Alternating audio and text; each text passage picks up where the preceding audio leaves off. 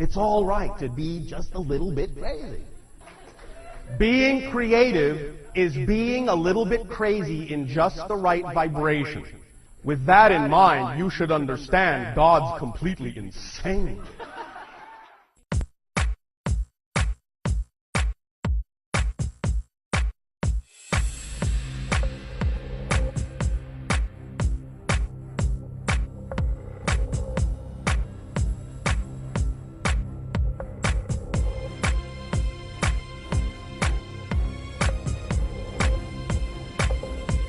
Greetings, citizens of the world.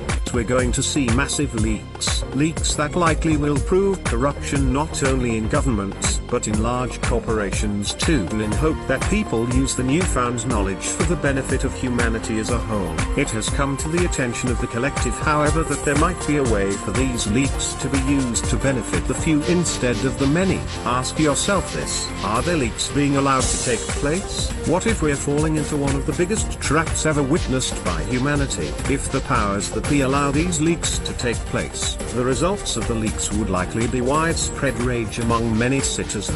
If people respond to these leaks with anger, the elites will have a perfect excuse for a huge and public power grab. Many of the bills that have recently passed into law in the United States only require widespread civil unrest to become fully enacted. What better way to provoke civil unrest than allowing information to get out that says everything you think you've known has been a lie? This isn't a call to stop the leaks. If used correctly, the information these leaks will provide us could be used to finally bring peace between nations. Simply put, we must remain peaceful. We must think rationally and use these leaks to carefully get rid of the corruption they expose. The best thing you can do is prepare yourself to hear the worst and train yourself to spread the knowledge peacefully to others. Together we can use this information to bring peace and prosperity to all of humanity. You hold the power to make the world free and beautiful, to make life a wonderful adventure. No one can ever force you into a conflict.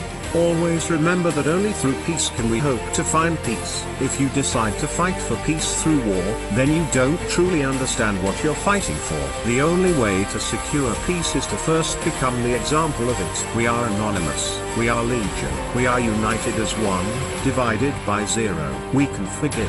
However, we will never forget. Expect us.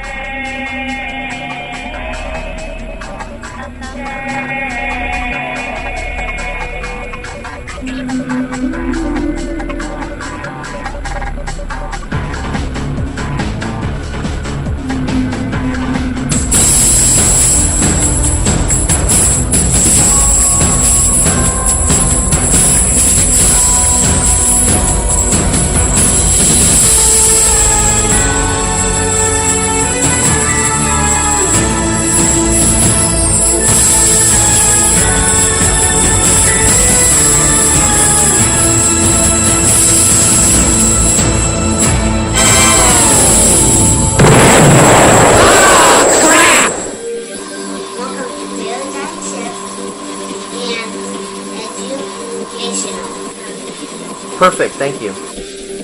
If you really want enlightenment, then just lighten up.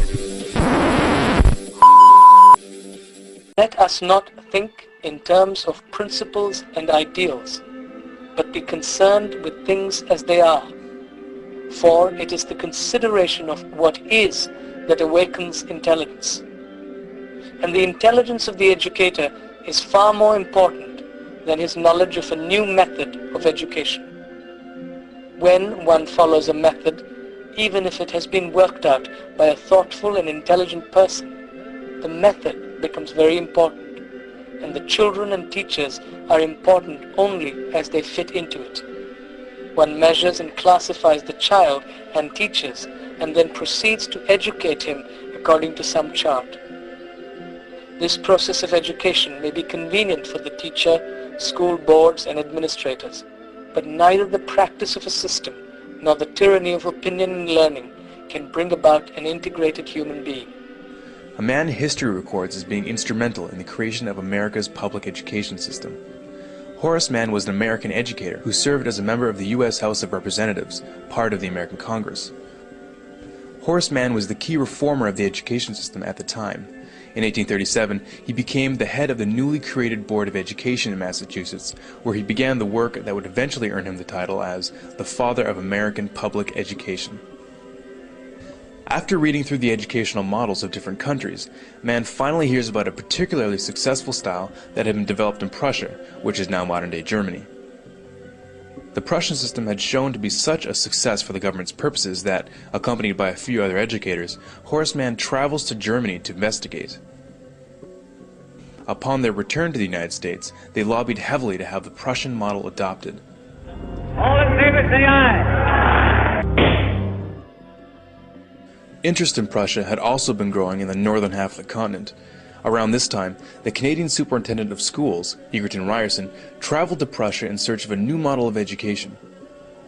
His journeys also included visiting Horace Mann in Massachusetts to further examine the system he would eventually adopt. George Brown, the editor of Toronto's Globe newspaper, was even quoted saying that Ryerson had successfully imported Prussian education into Ontario. During the next 30 years or so, a whole line of American dignitaries came to Germany to earn degrees. Interestingly enough, those who earned degrees in Germany came back to the United States to staff all the major universities. By 1900, all the PhDs in the United States were trained in Prussia. As the first secretary of the State Board of Education, Horace Mann promoted his new concept that the state is the father of children. He stressed that it was the responsibility of the state to ensure that education was provided for the child. A very noble idea, of course, but what exactly did he mean by that? And how did he define education? It seems like a very broad subject. It is a very broad subject. Education encompasses all of human history and all the knowledge we have gathered during that time. Not to mention, and perhaps most importantly, what we as human beings learn over our lifetime on a personal level. Horace Mann's 10th annual report in 1846 led to the first state law that made it mandatory for children to go to school. It was during that year that he supported the governor of Massachusetts in adopting the Prussian model of education for the entire state. How did he do that? The governor of the time, Edward Everett, as it turns out, was the very first to receive a PhD from, can you guess where? That's right, Prussia. From then on, it spread very quickly. Just after Everett installed the Prussian model in the state of Massachusetts, the governor of New York set up the very same method in 12 New York schools. Horace Mann's sister, Elizabeth Peabody, of the Peabody Foundation, saw to it that right after the Civil War, the Prussian system that was then being taught in the northern states was integrated into the conquered South. By 1900, most of the compulsory schooling laws that implemented the new system had been passed. From then on, every American child grew up under the Prussian system. So what exactly was the Prussian education system that everyone thought was so amazing that it just had to be adopted throughout the free world? To give you just a bit of background, in the 18th century, the Kingdom of Prussia, which is now modern-day Germany, was among the first countries of the world to introduce free and compulsory education. After the Prussians were defeated by Napoleon in 1806, it was decided that the reason why the battle was lost was that the Prussian soldiers were thinking for themselves in the battlefield instead of following orders. To make sure that this couldn't happen again, a new 8-year system of schooling was created. This new system provided not only the skills needed for the early industrialized world, such as reading, writing, and arithmetic, but also a strict education that taught duty, discipline, respect for authority, and the ability to follow orders. Elite children destined for higher offices went on to attend private schools, while the rest of the population had no access to the secondary education. They were destined for the working class. Through this new system, the Prussian court tried to create social obedience in the citizens through indoctrination. Every individual had to become convinced at the core of their being that the king was just, his decisions were always right, and the need for obedience paramount. In truth, the entire purpose of the system was to instill loyalty to the crown and to train young men for the military and bureaucracy. To do this, it was necessary to squeeze out all independent thinking from the masses. Influencing this new system from the beginning was Prussian philosopher Johann Gottlieb Fichte.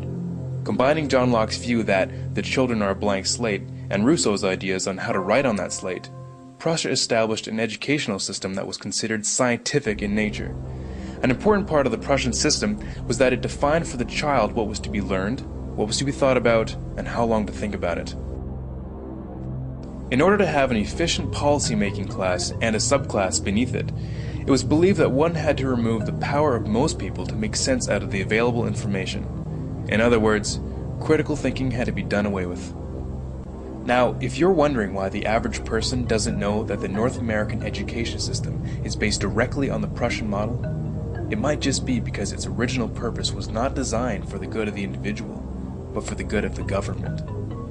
The philosophy of Johann Fichte directly influenced the creation of the Prussian model of schooling, as he is quoted saying, "The schools must fashion the person, and fashion him in such a way that he simply cannot will otherwise than what you wish him to will." With quotes like these, you can see why his involvement is not well known. Education should aim at destroying free will, so that after pupils are thus schooled, they will be incapable throughout the rest of their lives of thinking or acting otherwise than as their schoolmasters would have wished. When this technique has been perfected, every government that has been in charge of education for more than one generation will be able to control its subjects securely without the need of armies or policemen. In 1807, in a Berlin occupied by Napoleon, Johann Fichte gave a series of famous addresses to the German nation. Fichte spoke of the superiority of German people above all others. The content of these speeches was a catalyst for the Prussian education system and German nationalism. In other earlier works, he calls Jews a state within a state that would, quote, undermine the German nation. He openly expressed a desire to expel Jews from Germany. Fichte had a deep influence on the rise of the Third Reich, and continues to be deemed, quote, the spiritual father of modern neo-Nazism.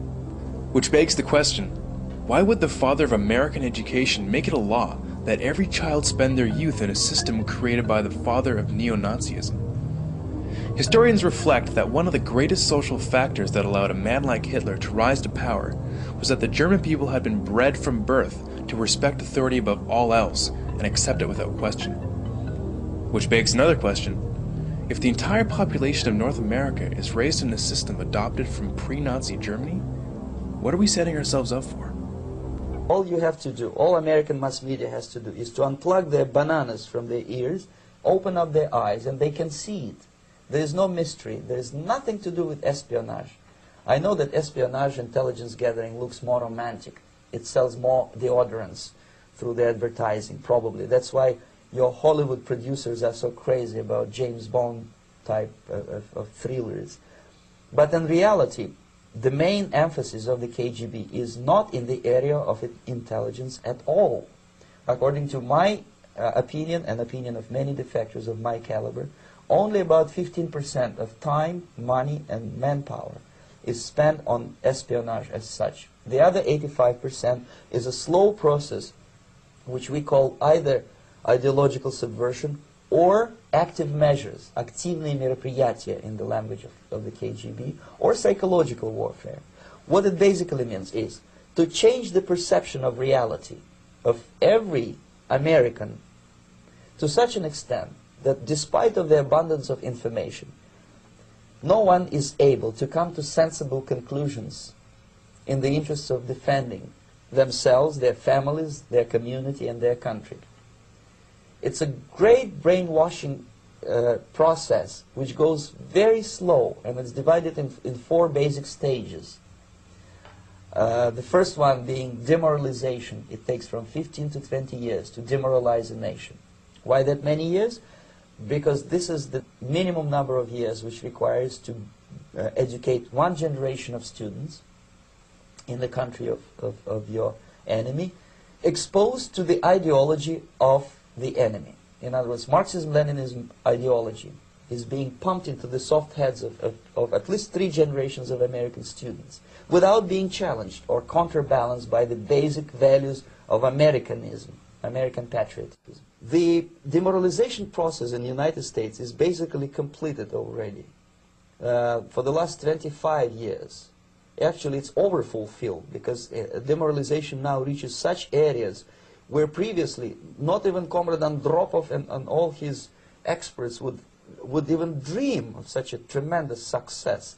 Most of it is done by Americans to Americans, thanks to lack of moral standards. As I mentioned before, exposure to true information does not matter anymore. A person who was demoralized is unable to assess true information. The facts tell nothing to him. Even if I shower him with information, with authentic proof, with documents, with pictures, even if I take him by force to the Soviet Union and show him concentration camp, he will refuse to believe it until he is going to receive a kick in his fat bottom. When a military boot crashes then he will understand, but not before that. That's the tragic of the situation of demoralization. So the next stage is destabilization. This time, subverter does not care about your ideas and the patterns of your consumption. Whether you eat junk food and get fat and flabby, it doesn't matter anymore. This time, and it takes only from 2 to 5 years to destabilize a nation, what matters is essentials: economy, foreign relations, defense systems. And you can see it quite clearly that in some areas, in such sensitive areas as defense and economy, the influence of Marxist-Leninist ideas in the United States is absolutely fantastic. I could never believe it 14 years ago when I landed in this part of the world that the process will go that fast. The next stage, of course, is crisis. It may take only up to 6 weeks to bring a country to the verge of crisis. You can see it in Central America now. And after crisis, with a violent change of power, structure, and economy, you have so-called the period of normalization. It may last indefinitely.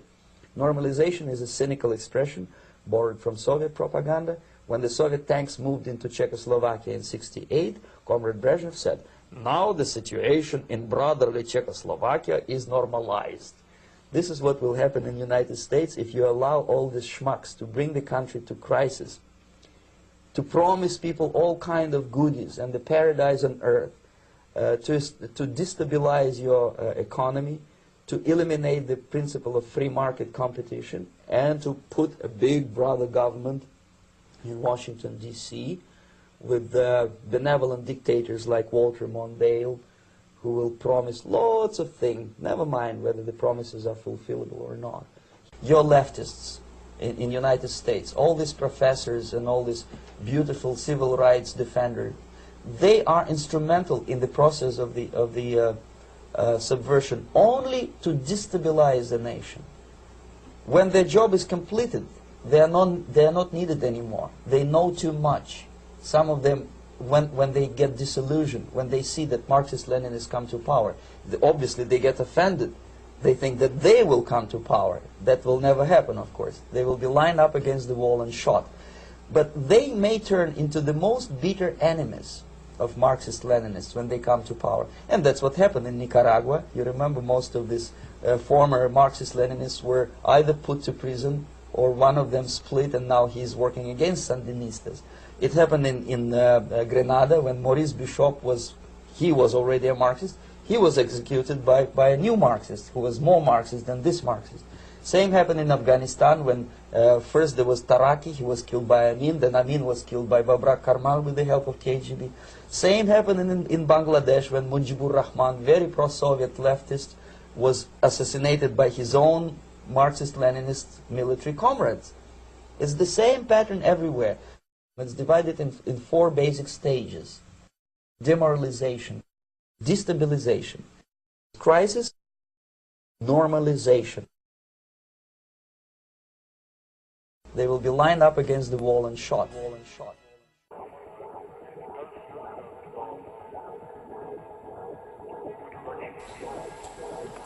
Normalization has now begun. 9/11/2001 was the end of the crisis stage, so now normalization seeks to make crisis, misery, and suffering to be the accepted norm. The internet has been forcing a global paradigm shift which does truly concern the banksters, and so the internet has been deemed as enemy number one.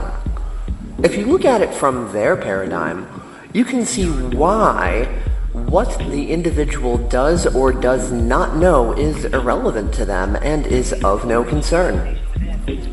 The people are divided into two basic groups, the awakening, or awaken, and the sleeping, or sheeple, or as the Russian informant you just watched referred to it as, the people with the bananas in their ears.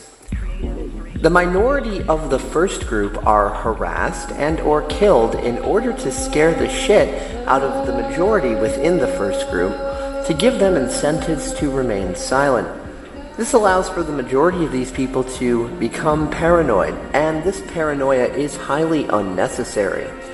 You would win the lottery before two men in black suits confront you or other similar sorts of harassment.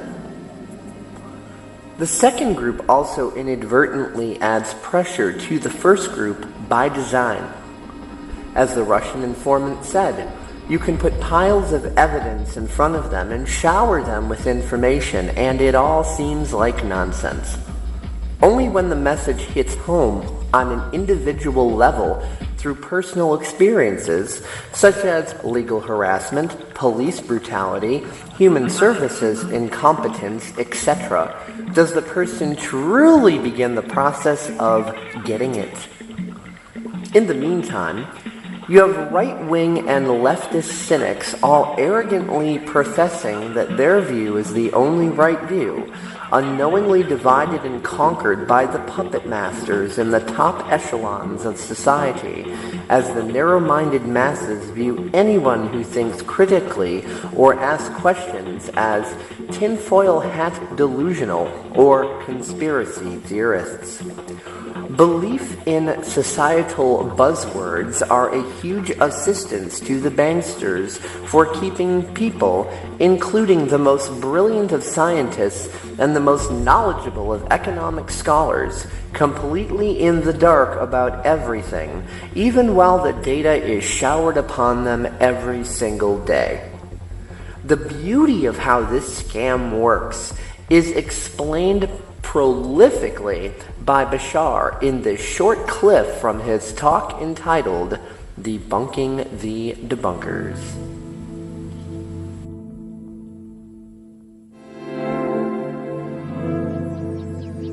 We would like to begin this idea, this transmission, this night of your time, by discussing something that we have labeled debunking the debunkers, talking about the gullible, the skeptical, the cynical. The idea has been expressed many times on your planet that there are unusual phenomenology that occur from time to time that many individuals on your planet either do believe or do not believe are occurring. Obviously, there are certain things that are perhaps misinterpretations of certain things. This can happen, obviously. Not every single thing that someone may think is a certain thing is a certain thing. Nevertheless, the idea of finding balance within your investigations and your relation to the idea of unusual phenomenon in your world is one that requires a clear, concise approach to remain in balance. And the idea is that what you call being skeptical is in and of itself a natural, healthy point of view, especially for your world, where there are so many deceptions that may occur on your planet, so many different agendas that may occur, and that individuals may wish to take advantage of others. Therefore, remaining skeptical can, in your world, be a healthy thing to do. However, the idea is that skepticism, by definition, is an open-minded state of a willingness to explore something, a willingness to look at what you call evidence, a willingness to understand your relationship to it, your personal relationship to it, and a willingness to allow for a new belief to come in to challenge the old belief you may have been holding on to. Not the idea that you must change your belief, but a willingness to allow for the possibility that your beliefs, be they long held or cherished, may nevertheless require some change. The idea, of course, is that on polar opposite sides of the balance point of skepticism are the issues of gullibility and cynicism. We have said once before that cynicism, the formula for cynicism is CIA. Cynicism equals ignorance plus arrogance. Now, the understanding is that unlike the idea of open-minded skepticism, where you are willing to investigate, willing to take in new information, open to the possibility of changing your point of view, cynicism is that which has its mind made up, has a belief system and an agenda totally intact, and is unwilling to change. The idea being, therefore, that cynicism dismisses any new ideas that may challenge the paradigm that exists within. Gullibility, for most of you, means being open to accepting just about anything without any kind of filtration system, without any kind of discernment. The idea, however, is to recognize a fascinating fact about the polar opposites of gullibility and cynicism. They are not polar opposites. They are different versions of the same thing. Gullibility also has cynicism within it. Cynicism also contains a great degree of gullibility. Allow us to explain. The fundamental similarity between gullibility and cynicism is the same issue. I believe what I believe, and nothing will change that despite any evidence to the contrary. The gullible, in accepting everything without any kind of discernment, are actually saying the same thing. I have a belief system that I do not want to change no matter what. It's the same thing that the cynics say. I have a belief system I do not want to change no matter what. The gullibility inherent in cynicism is this. When a cynic often looks at the so-called evidence that may be brought before one, many times the cynic, while thinking that they are actually investigating the true evidence, the true story, may simply be gullibly accepting the folk tale and using that and dismissing that as if they are dismissing true scientific evidence, when in fact all they're doing is saying the folk tale may not be actually representative of what's actually going on, and therefore because the folk tale is not true, the reality must also not exist. And so by saying that, by approaching it that way, the cynic has actually gullibly swallowed the general folk tale that has been put forth by individuals who may in fact be gullible. So in that sense, the gullible and the cynical have a connected relationship, a marriage of sorts, and they feed off each other, all pushing away from each other in that sense, leaving the idea of skepticism in the center. So all we are basically suggesting here is that you, in your investigation of anything that you may hear that seems unusual in your world, allow yourselves to remain in the center, in balance with your investigation as to whether or not it means something to you, whether or not it ought to be incorporated into your belief system structure, whether or not it really serves you in a positive, beneficial way, and allow yourself to maintain a sense of discernment as to what is and what is not appropriate for you.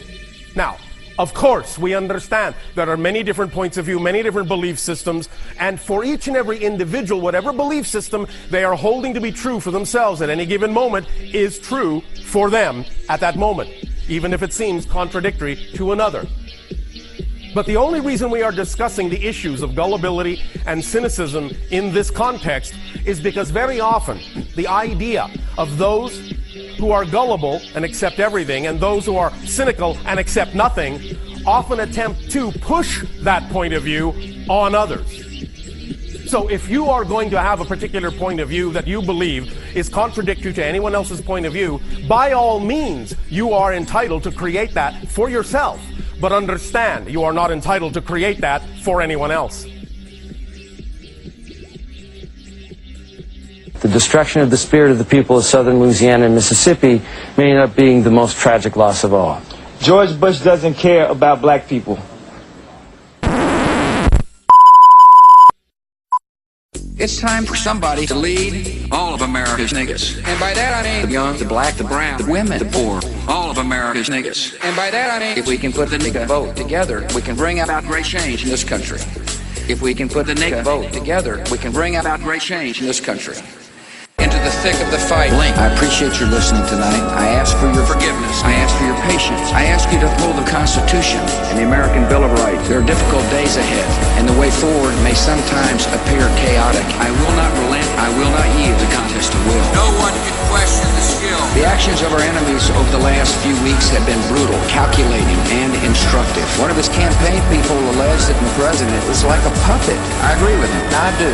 George Bush won. George Bush lost. I don't see how you can lead this country if you say war would make this world a more peaceful place. That's kind of a fucked up mentality. It makes no sense. I don't think that makes sense. I don't think it's right. It's ludicrous. The troops wonder, how can I follow this guy? I'm loath to put words in somebody else's mouth. It's time for somebody to lead all of America's niggas. And by that I mean the young, the black, the brown, the women, the poor. We can put the nigga vote together. All right. First, let me just say this as clearly as I can. Stop the killing in Darfur. Stop the killing in Darfur. These crimes are genocide. Stop the war this week. The return of the Jedi. This administration had its chance. They have not led. We will. This administration had its moment, and President George W. Bush squandered it. Now is the time. Now is the time. Now is the time for somebody to lead all of America's niggas. Everybody went, oops, that wasn't a popular move, but it's the right move. I disagree. Strongly disagree with that. Yeah. If we can put the nigga vote together, we can bring about great change in this country. Racial prejudice is a reality in America. Pure and simple. Over 200,000 black males were denied the right to vote in the 2000 election. State of Florida. The matter was handled in the courts and thought by some to be settled. But the matter was not settled.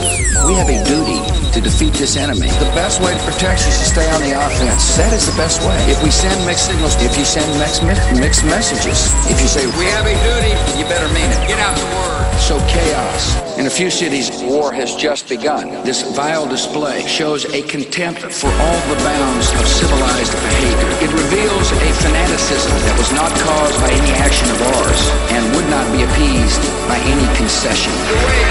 The wait has been long, but it won't be long now, and it won't be long now, and it won't be long now. We believe it is a tragedy of history that in the United States, which gave the world great gifts of law and science and faith, so many have been held back by lawless tyranny and fanaticism. We believe that when all Americans are finally allowed to live and think and work and worship as free men and women, they will reclaim the greatness of their own heritage. And when that day comes, the bitterness and burning hatreds that feed terrorism will fade and die away. America and all the world will be safer when hope has returned to Washington, D.C. If we can put the nigga vote together, we can bring about great change in this country. If we can put the nigga vote together, we can bring about great change in this country. I beg your pardon. The game is over. Rue the day. I took it personally. The man who sits in the Oval Office is a pro, an expert, and a crank. Don't stay out too late. And beyond the violence, Iraqis are proud people who resent foreign control of their affairs, just as we would. We can achieve the peace we all want. One heart, one mentor, one person, and one soul at a time. And let me say one other thing. May God bless our country.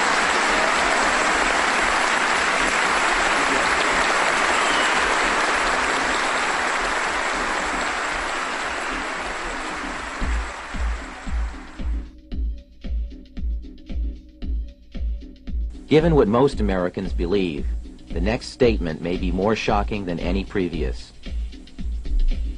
The fact is, the United States is not a country, but a corporation contractually created by the Constitution. Your state is a country, per the law, and your original citizenship is of that country. Our founders instituted themselves to be first and foremost citizens of their respective states. As of 1787, those states already had formed a union, and they created the Constitution for the purpose of perfecting that union in forming a national government.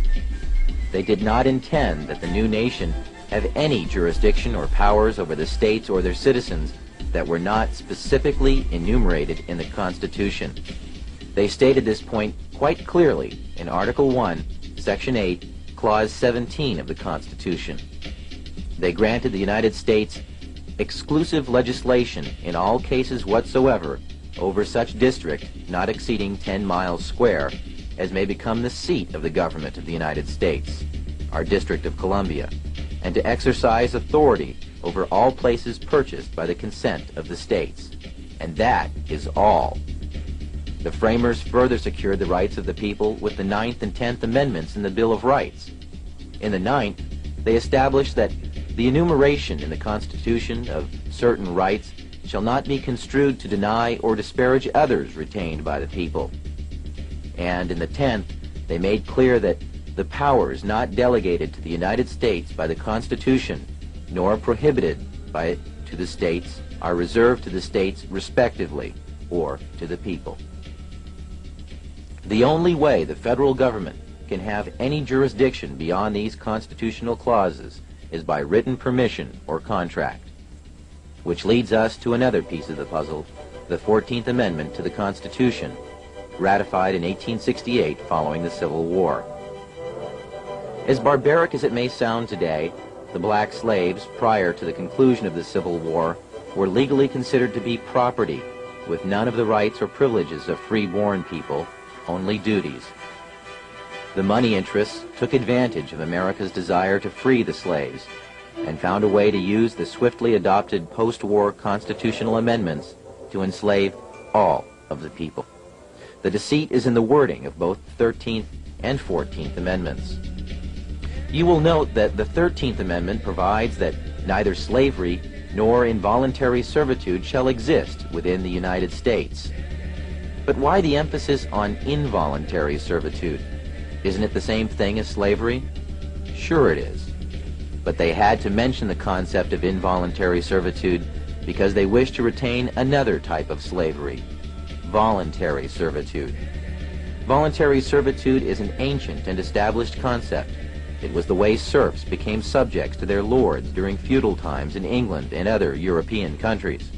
It was a way for free men to earn a living at a time when all property was held by a select few, and thus anyone who wanted to farm and support their family had first to agree to be subject to a lord of the land. Our forefathers hated this concept and designed our Constitution to exclude titles of nobility, making all Americans sovereign. The 14th Amendment turned the intention of the founders on its ear by making voluntary servitude a requirement for former slaves to gain the rights already guaranteed to free-born United States citizens. When the slaves were released from their involuntary servitude following the war, their status was changed from that of being property to that of being a person. But being a person still entitled them to none of the rights associated with citizenship. So the 14th Amendment ostensibly was written to provide the former slaves with the same constitutional rights of free-born American citizens, but only if they agreed first to become subject to the jurisdiction of the corporate United States. Making oneself paramountly, that is, first subject to the jurisdiction of the laws of the United States, however, limits access to parts of the Bill of Rights, as we'll explain in a moment. But first remember, anyone who voluntarily subjects himself to the laws or jurisdiction of another is, in every way, obligated to abide by the terms of any contracts or laws established by whomever establishes the rules of the contract. In simple terms, this meant that the former slaves became subjects first to the United States, and secondly to the state in which they lived. They had no sovereignty whatsoever. This status had never existed in the United States prior to that time. The 14th Amendment created a new class of citizenship in the United States, a second-class citizenship. Up until 1868, every American was a paramount citizen of their state, and by virtue of that, also a citizen of the United States, with full individual sovereignty as guaranteed by Amendments 9 and 10 in the Bill of Rights. But so-called naturalized citizens, or 14th Amendment citizens, are paramountly subject to all laws of the United States, and, having no status as freeborn citizens, have no access at all to the unenumerated rights retained for the people by Articles 9 and 10 of the Bill of Rights. That's because, in order to get any rights at all, they had to subject themselves to the jurisdiction of the corporate United States, which left them no unenumerated rights. The only rights they had were those specifically written into the Constitution. The sad tragedy of America today is that all U.S. citizens, regardless of race, are now 14th Amendment slaves due to contracts with the government of the United States through Social Security, birth certificates, driving licenses, citizenship statements, tax forms, and many other documents. The true paramount citizenship that all Americans deserve is that of their respective state, which is a sovereign citizenship.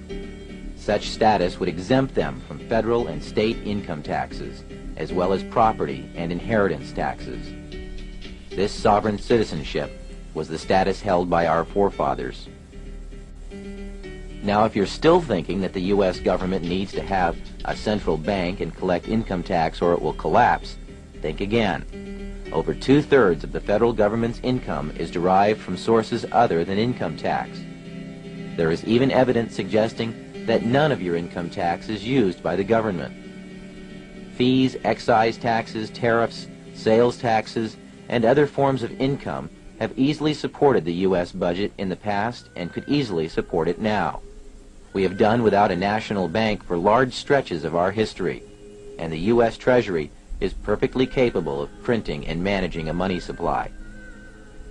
In fact, the only constitutionally sanctioned currency is backed by gold or other precious metals.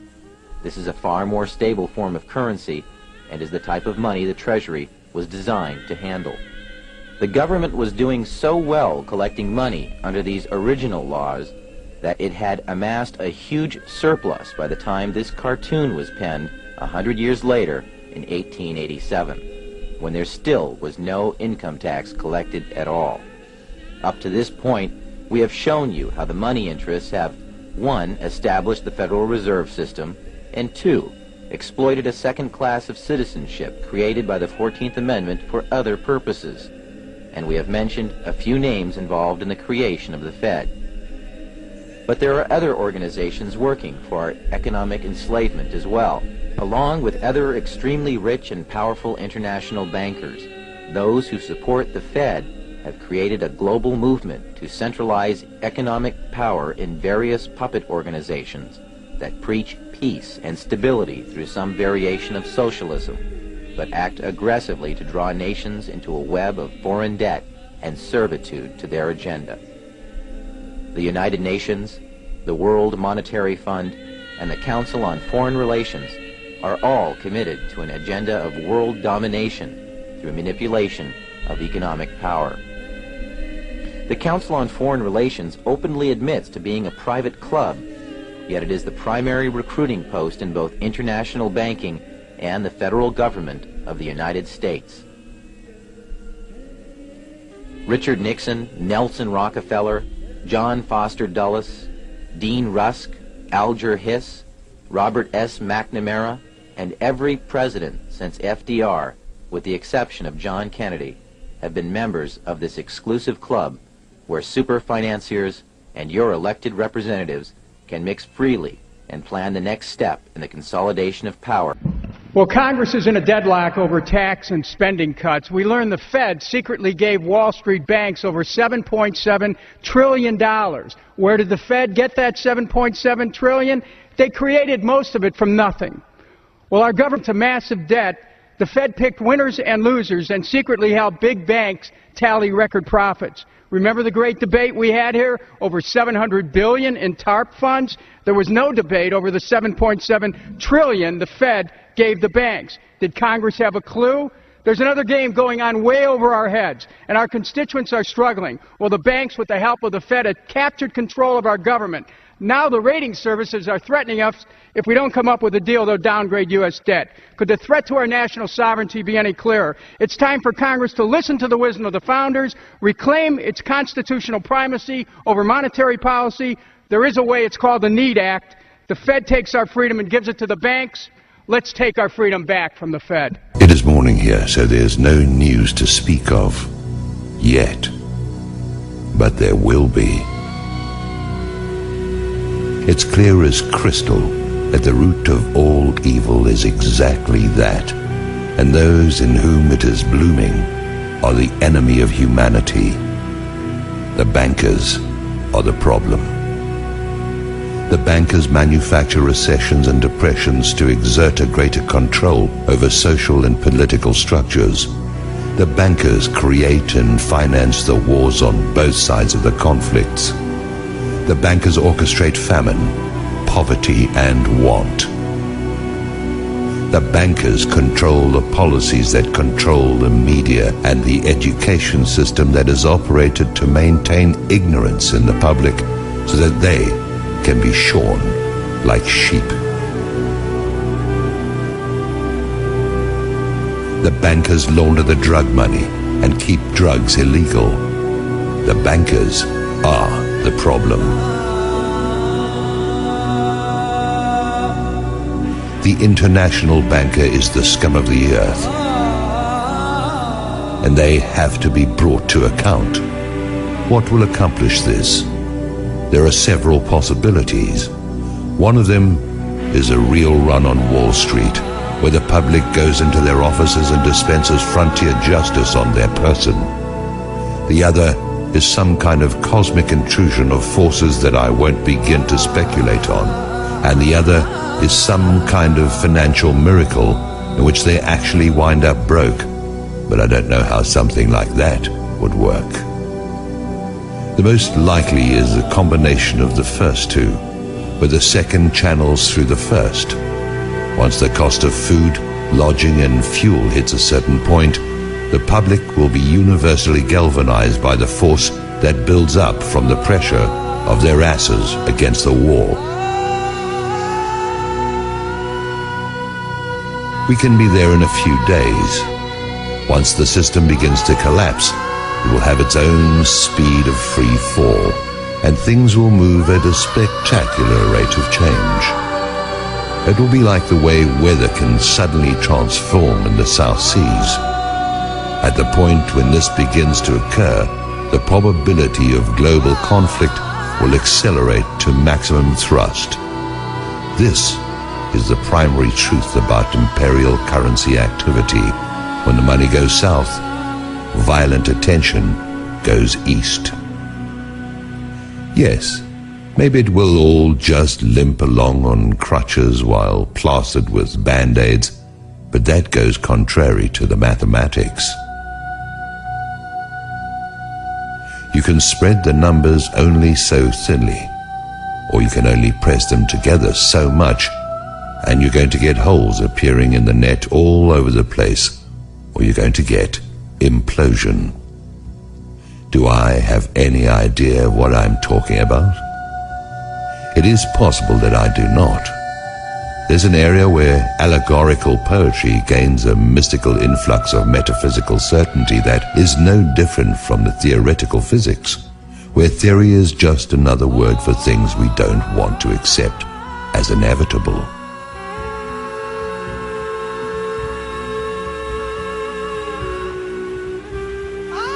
Maybe freedom's just another word for no one left to screw. It stands to reason that sooner or later the public will have no further option but to declare open season on the bankers. They'll be hunted down as the be-all and end-all of everything dangerous and wrong. They are a plague and a pestilence as bad as any epidemic. They are the whiskey and yellow fever blankets on the reservations of ordinary life. They are anthrax masquerading as sweet and low. They are the long-standing source of the majority of humanity's problems and have little competition except for the ubiquitous presence of ignorance and impossible dreams. Whoever these bankers are, that is who they are. When the shit hits the fan, as it is going to do at any moment, the guilt of the banksters is going to stand out like zits on a beauty queen.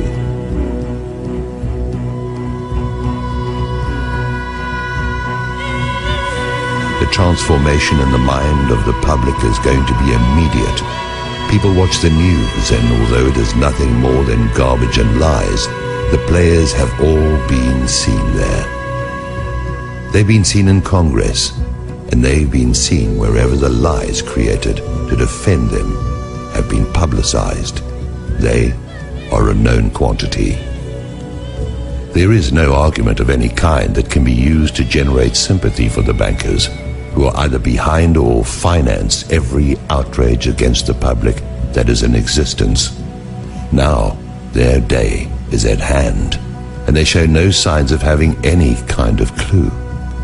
They sit at their vanities and admire their image like Marie Antoinette. They whoop it up like Louis XVI in Versailles, surrounded by gold leaf wallpaper and sycophants, while they diddle the sons and daughters of a dying empire that they brought to pass. There is mercy to be found here, but none of it can be for the banksters who have acted with none in their intentional efforts to beggar, mutilate, maim and destroy anyone and everyone who is not them. That mercy is for the public who, like Lefty, only did what he had to do. I try to get my heart and head around it. I try to see an out for everyone, but the only out I can see for the banksters is out of our lives, and marched still living through the gates of hell, where they can reunite with the banker-in-chief. I'm not the judge or executioner. I'm an observer who's never had enough money to even think about the banks in the first place. Now the bankers tightly grasp what is going to turn into flaming coals in their hands. Judgment is going to cry out from the earth they walk upon and have plundered at will. That will is now going to be drained away into fear and apprehension. Their fortress walls are going to fall away. Their protectors are going to turn on them. Their holdings are going to dissolve and spill from their fingers like a handful of sand. I wouldn't want to be a bankster today, or on any other day. The existence of a system has kept them safe. This corrupt system has allowed for some kind of life for those preyed upon until now. Now it has turned upon those whose compliance has been forthcoming for so long. Soon that compliance will be gone, and there are not enough police and armies to quell what is going to rise out of the midst. Maybe I'm wrong about this, but like everything else, we'll see.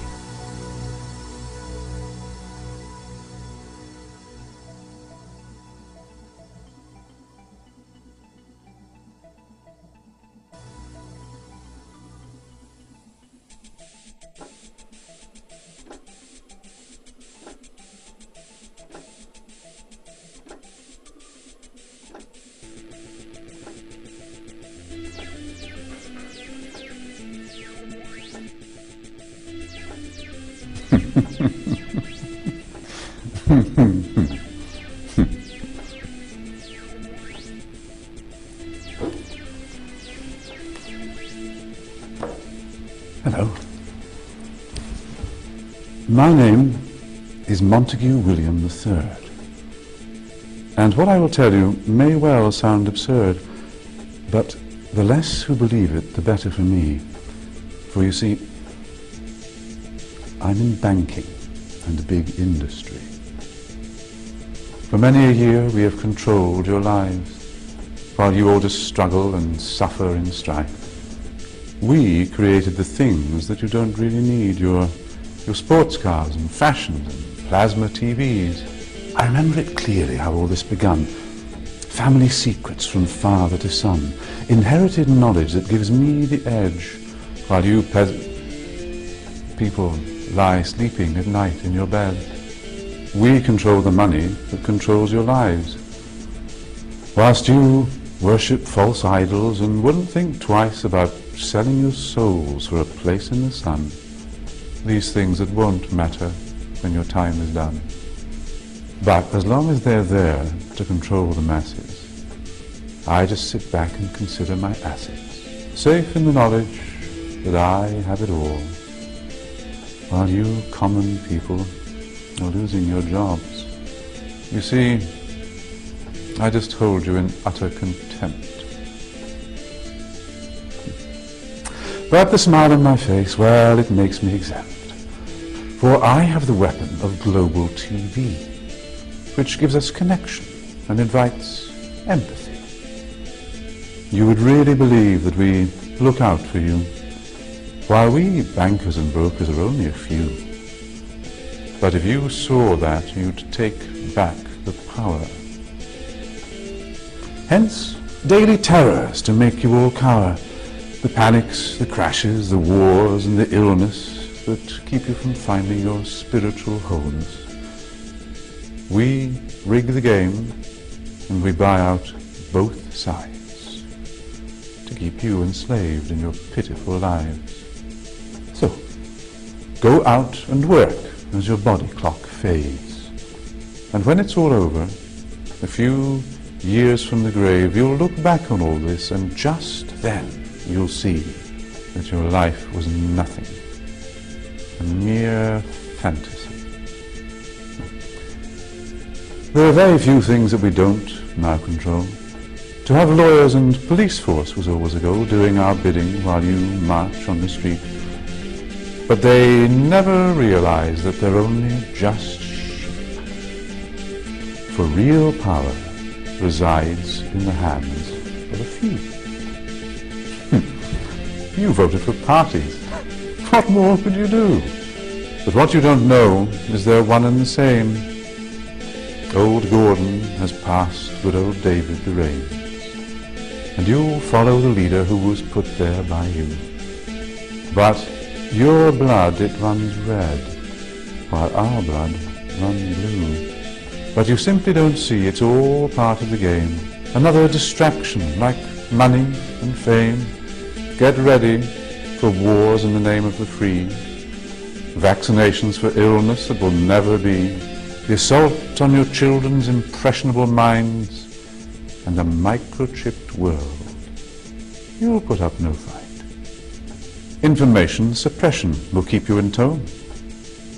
Depopulation of peasants was always our goal. But eugenics was not what we hoped it would be. Oh yes, it was us that funded Nazis. But as long as we own all the media too, what's really happening does not concern you.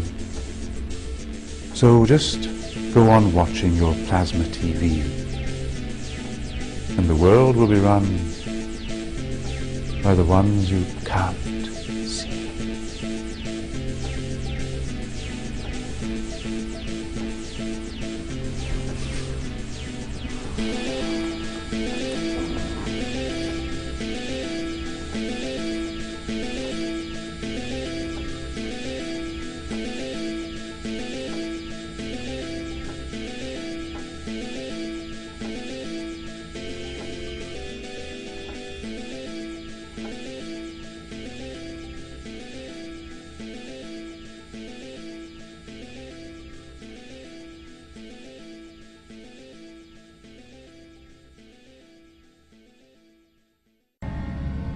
There is a great disturbance in the force.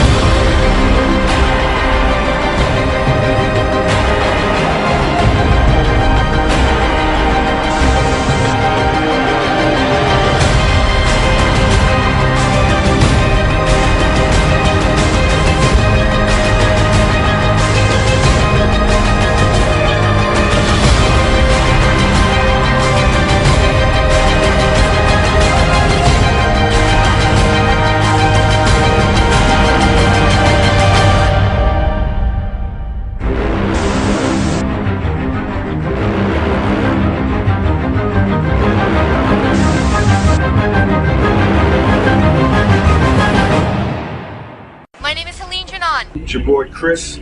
Hi everyone. Stefan Molyneux.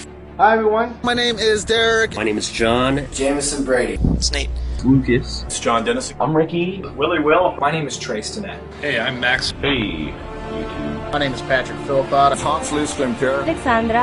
I'm Jamie. Hi, Tom. My name is Brittany. Jeff Moon. I'm Jim Cat. Hi, I'm Dave. My name is Adam. Nancy Joy. My name is Justin Wood. I'm Al Schlegel. Eric Knowles. John Jones. Sarah Woodruff. Julie. Scott Nancy. I'm Alexa. I'm Shelby. My name's John McCabe. Whether you're white, black, Asian, Mexican, rich, poor, Democratic, liberal, conservative, Republican, people are fed up and it's time for a change. Look at it. Why wouldn't you want peace? We gotta fight back and show that we can actually take these things. The second that we think that there's no way we can win, or there's no way that we're going to get support from the media, and there's no way people are going to listen, and all of these ideas, the minute we think those is the minute we've already lost. People will have to, from time to time, get up and stand up for themselves. Angry enough, fed up enough, tired enough, frustrated enough to stand up and demand that their voices be heard, and frankly that all voices be heard. Yeah. Take action. Stand up. Decide that you've had enough. I've had enough. If we don't do anything, nothing will happen. Don't be afraid. Take a stand. Believe in. Tell me what you don't like about constitutional government, free markets, sound money, individual liberties, and a constitutional foreign policy. Imagine an America where the President of the United States actually upheld his oath to protect and defend the Constitution and preserve our liberties. The Constitution is vitally important because it means that governments have to obey laws just like people have to obey laws. Because America's fed up. We're sick of big government. We're sick of too much spending. We're sick of spending more to try to solve the problem that was caused by too much spending. I thought these wars showed that we weren't weak. For some reason, I thought that bombing a bunch of countries showed just how strong we were. 700 bases in 140 countries all over the world. Now I think we're bombing Somalia, Yemen, Pakistan, Libya. We're still in Iraq. We're still in Afghanistan. I had never heard of the concept of blowback. I never for a minute thought that maybe, just maybe, our foreign policy, which has killed thousands and thousands of innocent civilians over the years, might just motivate people to attack us. All for nothing.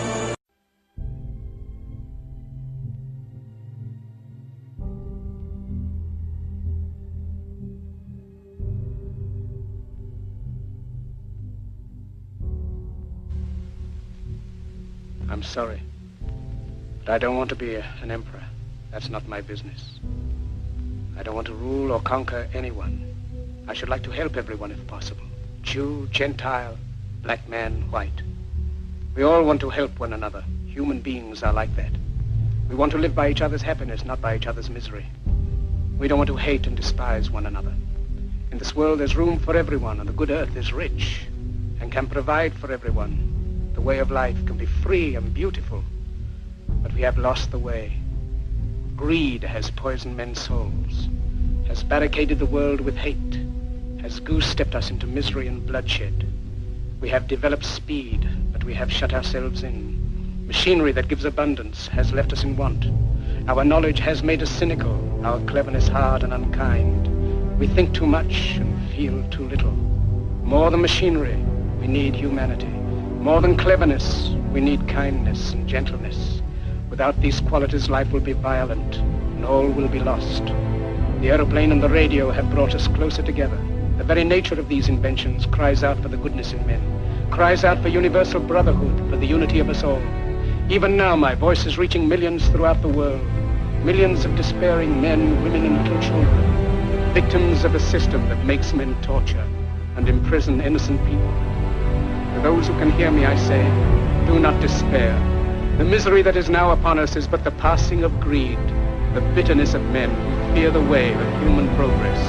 The hate of men will pass, and dictators die, and the power they took from the people will return to the people.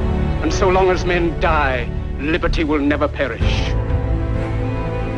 Soldiers, don't give yourselves to brutes, men who despise you, enslave you, who regiment your lives, tell you what to do, what to think, and what to feel, who drill you, diet you, treat you like cattle, use you as cannon fodder. Don't give yourselves to these unnatural men, machine men, with machine minds and machine hearts. You are not machines. You are not cattle. You are men. You have the love of humanity in your hearts. You don't hate. Only the unloved hate. The unloved and the unnatural. Soldiers, don't fight for slavery. Fight for liberty. In the 17th chapter of St. Luke it is written, the kingdom of God is within man, not one man nor a group of men, but in all men, in you. You, the people, have the power. The power to create machines, the power to create happiness. You, the people, have the power to make this life free and beautiful, to make this life a wonderful adventure. Then in the name of democracy, let us use that power. Let us all unite. Let us fight for a new world. A decent world that will give men a chance to work, that will give youth a future and old age a security. By the promise of these things, brutes have risen to power, but they lie. They do not fulfill that promise. They never will. Dictators free themselves, but they enslave the people. Now let us fight to fulfill that promise. Let us fight to free the world, to do away with national barriers, to do away with greed, with hate and intolerance. Let us fight for a world of reason, a world where science and progress will lead to all men's happiness. Soldiers, in the name of democracy, let us all unite!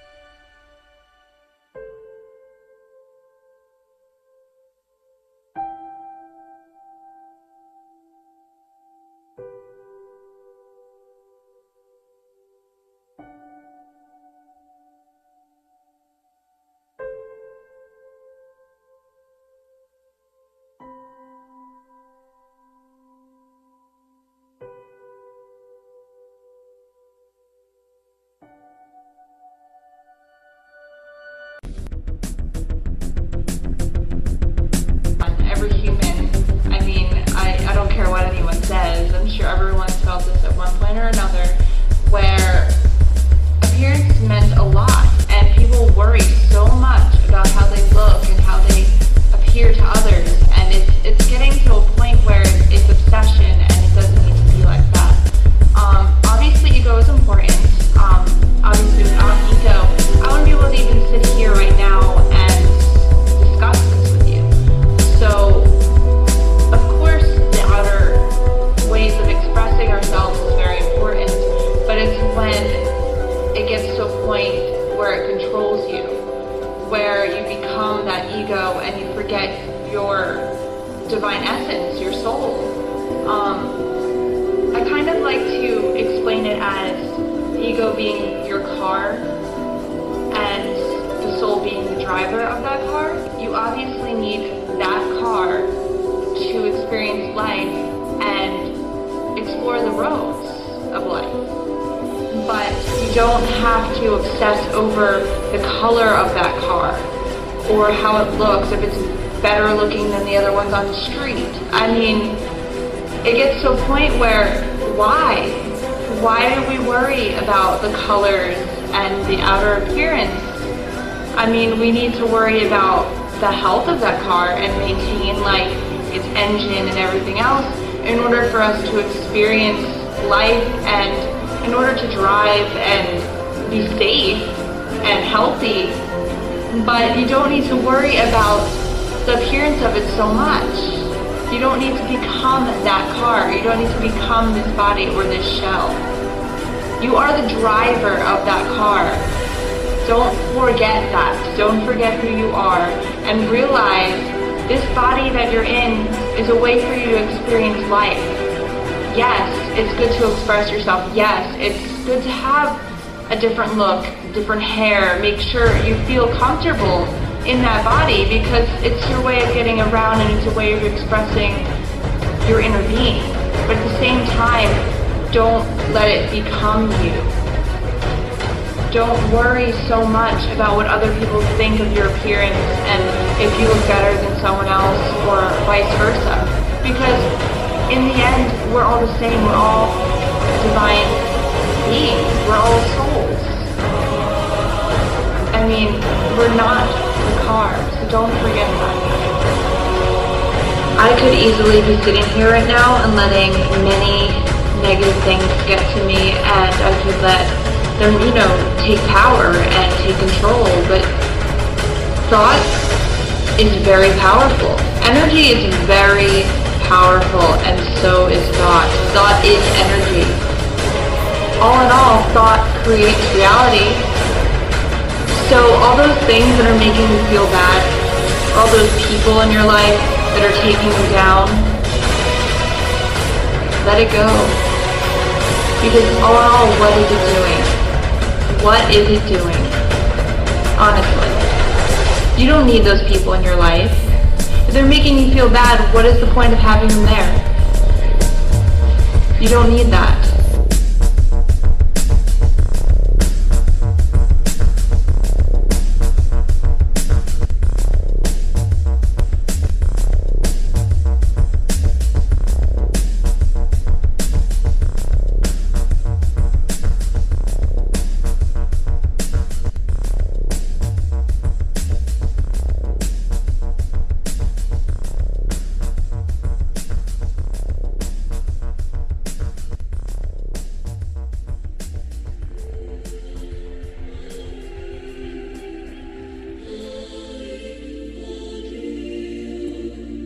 An idea. Resilient, highly capable. Once an idea is taken hold of the brain, it's almost impossible to eradicate. An idea that is fully formed, fully understood, that sticks. All that matters to me right now is my friends, family, memories, and happiness. That's what life boils down to. That's just basically it. We will certainly take time to focus on what we believe to be the more critical and important point, and that is getting in touch with your true self, for if you do not allow yourself to be who you really are, you're not home. We come knocking on the door and you're not there. You're off somewhere looking for who you think you're supposed to be, and there is no answer at the door. It's our life. It's my life. It's your life. We can be whatever we want to be, and we can choose to do whatever we want to do, and nothing can stop us.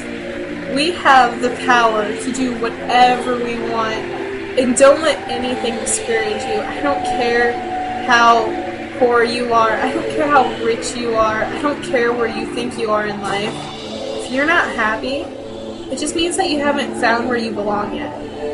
If you're happy, hey, it's a place you belong. There's nothing wrong with that. But just never give up on hope, because it will never give up on you. You will find your place, and you can be happy too, and you can do whatever you want. Just stay positive and just support others and let them support you, because to us, this is really the most important, that you yourself have more and more interaction with your true selves, with your core being, with your essential spirituality and consciousness, by changing that frequency, by accelerating it, by stepping it up through the method of being more yourself, getting closer in alignment to your true core vibration. You will create a reality that makes it more likely and more probable and more possible for any other being that operates on a similar level to be able to interact with each and every one of you individually and collectively. It's all experience. It all puts us through the experience. It's not necessarily, we need to know this. We need to know this for a test. I just want to be me. I just want to discover myself. We urge you to discover who you are and live in the present. And just live life every day. To me, that's the best thing I can absolutely do. A random thought occurred to me. I am so excited for life, yet at the same time I am shaking in my boots. But first and foremost, the people you must meet, you must come into contact with, are those portions of your consciousness been suppressed within you and have become disguised in the idea of fear, in the idea of denial, in the idea of all of these fragmentations that have occurred in your consciousness. Your belief in yourselves is the only thing that will make a difference and create an ability for you to see for yourselves that you really are unlimited beings in the way that you were fashioned to be. Each step we take in life is full of danger.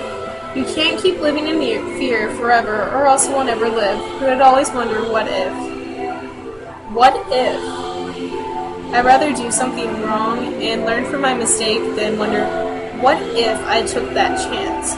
What if I did this? So, I'm going to live my dream to my fullest extent and be the happiest person I can be. What's so wrong with that? For there is nothing unspiritual about physicality. It all depends on how you use it. One of the greatest acts of spirituality that you can possibly achieve is to simply live your physical life to the fullest that you can. And just live life every day. To me, that's the best thing I can absolutely do. We want our independence, and we want to be able to do what we want. We want to be able to have the freedom to make our own choices. But right now, it just kind of occurred to me, I can get through it, right? It seems impossible, but that's because we haven't gone through it. That's because we haven't experienced it yet. It's always going to seem like that to everybody. I mean, our parents, our friends, whether they know it or not, whether they think it or not, they're scared. I'm scared. It's gonna happen. But our experiences will guide us, and we just have to keep it going step by step. We can't fear life because we will always wonder, what if? An idea. Resilient, highly contagious. Once an idea is taken hold of the brain, it's almost impossible to eradicate. An idea that is fully understood by science.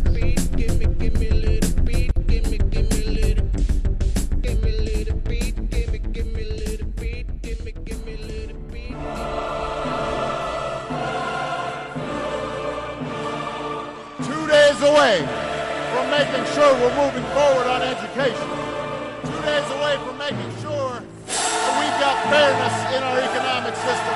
2 days away from re-electing John Corzine for another 4 years.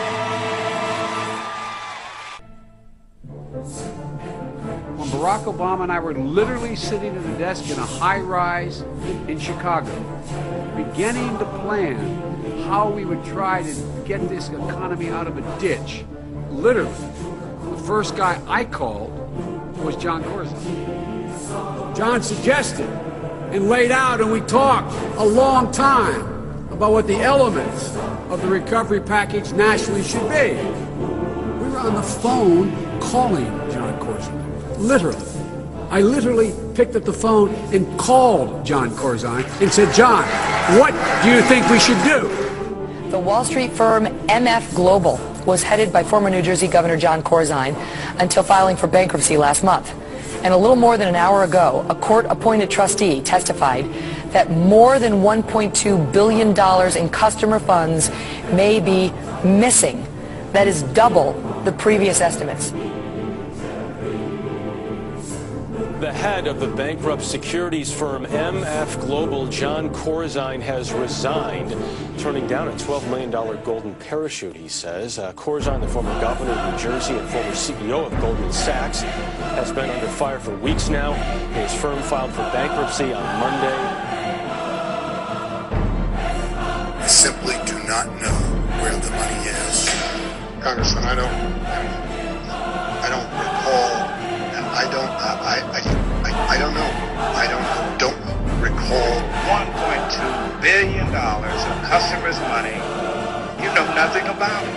I take full responsibility. I never intended to authorize any. So you never intended to, but you may have. If you did, it was a misunderstanding. We trusted his judgment. And everybody kind of forgets this. We trusted his judgment. And everybody kind of forgets this.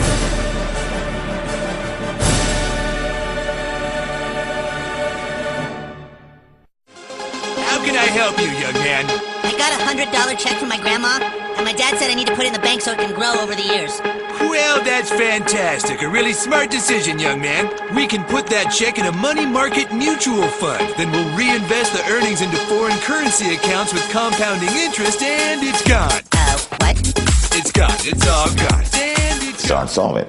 So what they requested was to have the credit default swaps and other derivatives moved from the risky part of the bank into the depositors part of the bank, the FDIC insured part of the bank. And it's gone. What's up, Doug? The money in your account. It didn't do too well. It's gone. What do you mean? I have $100. And it's gone.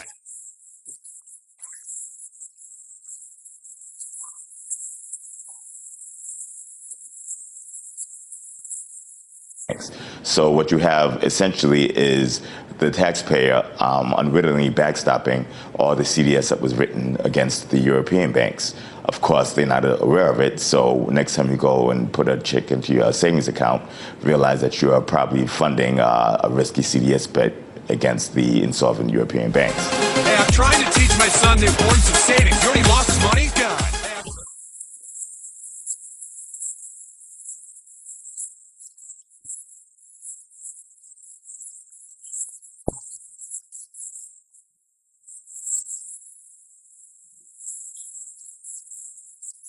So you're saying you're saying that U.S. taxpayers are on the line for CDS's insurance against a Europe banking system or a Europe bank failure against the Eurozone debt crisis. So what happens to that U.S. taxpayer if this all collapses? Hey, I'm trying to teach my son the importance of savings. You already lost his money? God.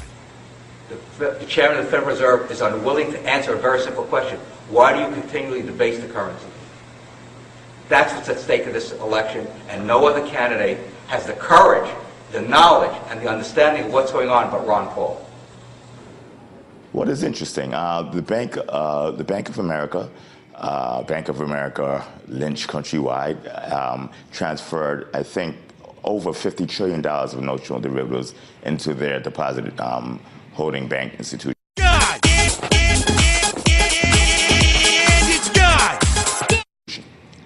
If I'm not mistaken, the derivative counterparties get first grabs of that. So the depositors actually are second in line to the derivative counterparties.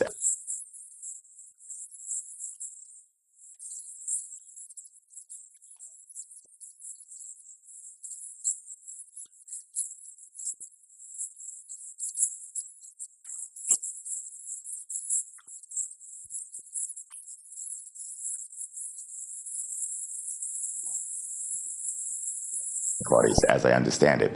So they have a problem because of things ought to go awry, and they definitely are, because the CDS were written against what I consider insolvent institutions. The depositors are actually going to have to clamor for second place after the derivative counterparties get first. So you're saying, I just want to clarify. So you're saying that taxpayers are not first to get paid back, that investors in these derivatives are first to get paid back. Lost his money? What can I do to get back I'm sorry, sir, but this line is for bank members only. I just opened an account. Do you have any money invested with this bank? No, you just lost it all. Then please stand aside for people who actually have money with us. Next, please.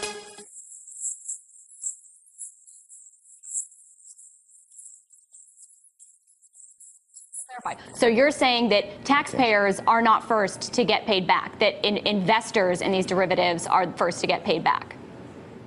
Exactly, as I understand it.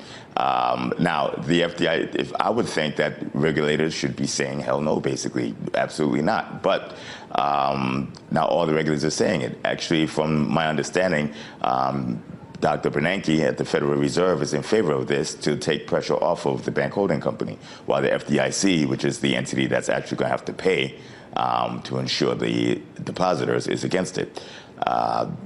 This is a raping of the taxpayer from my perspective, of course.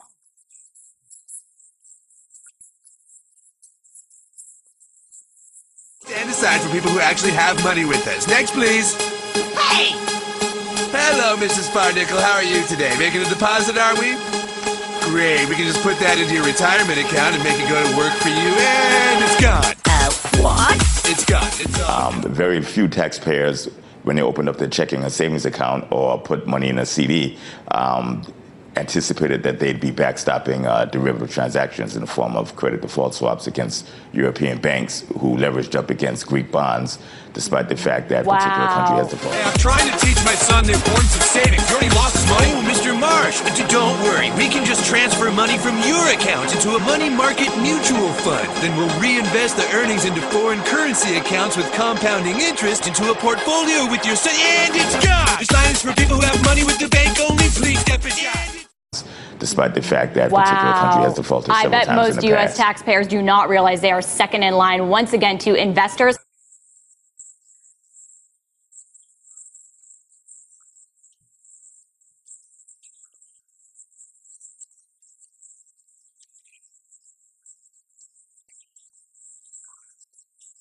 The key is you have a lot of very powerful entities attempting to kick the can down the road.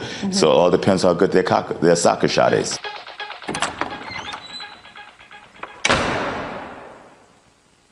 Excellent news, sir. We've determined the investment value to be $90 trillion. He's been silenced by the mainstream media. What? Because we're talking about trillions of dollars at stake that the financial and political elite need to keep this big government running. The cheap money that the Federal Reserve creates. And Ron Paul is the only one that's blown the whistle on this scam. And that's the reason Ron Paul has been blacked out by the mainstream media. You can talk about all the other things, all the other issues, but that's the primary issue.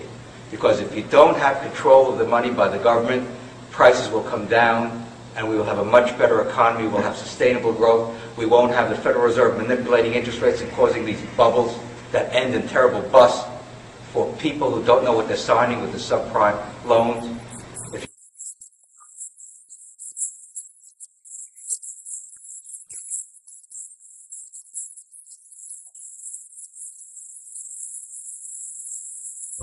If you really know what's hurting the American people, it has to do with that temple in Washington called the Federal Reserve Building.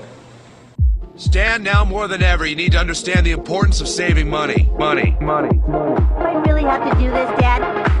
Money. Do I really have to do this, Dad? Money. Stand now more than ever. You need to understand the importance of saving money. Money. But Grandma said I could use this money to buy whatever I want. Okay, next please. Go on, Stanley. How can I help you, young man? I got a $100 check from my grandma, and my dad said I need to put it in the bank so it can grow over the years. Well, that's fantastic. A really smart decision, young man. We can put that check in a money market mutual fund. Then we'll reinvest the earnings into foreign currency accounts with compounding interest, and it's gone. Oh, what? It's gone. It's all gone. And it's gone. Oh, what? It's gone. It's all gone. And it's gone. Oh, what? It's gone. It's all gone. And it's gone. Oh, what?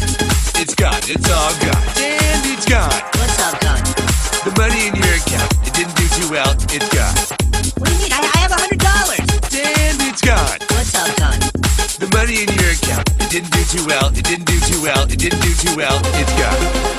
Hey, I'm trying to teach my son the importance of savings. You already lost his money? Gone. Hey, I'm trying to teach my son the importance of savings. You already lost his money? Gone. Hey, I'm trying to teach my son the importance of savings. You already lost his money? Gone. Hey, I'm trying to teach my son the importance of savings. You already lost his money? What can I do to get back I'm sorry, sir, but this line is for bank members only. I just opened an account. Do you have any money invested with this bank? No, you just lost it all. Then please stand aside for people who actually have money with us. Next, please. Hey! Hello, Mrs. Barnickel. How are you today? Making a deposit, are we? Great. We can just put that into your retirement account and make it go to work for you. And it's gone. What? It's gone. It's all gone. And it's gone. What? It's gone. It's all gone. And it's gone. What? It's gone. It's all gone. And it's gone. What? It's gone. It's all gone. And it's gone. Next, please. Oh, Mr. Marsh, don't worry. We can just transfer money from your account into a money market mutual fund. Then we'll reinvest the earnings into foreign currency accounts with compounding interest into a portfolio with your son. And it's gone! This line is for people who have money with the bank only. Please step aside. And it's gone! This line is for people who have money with the bank only. Please step aside. And it's gone! This line is for people who have money with the bank only. Please step aside. And it's gone! And it's gone! Dad!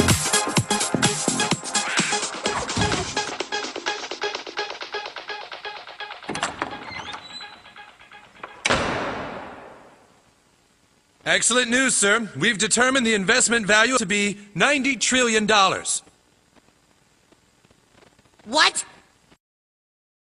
I got effed by MF. They took my money and thousands of other people's money. You're going to write your congressman, call your senator. The politicians don't represent us.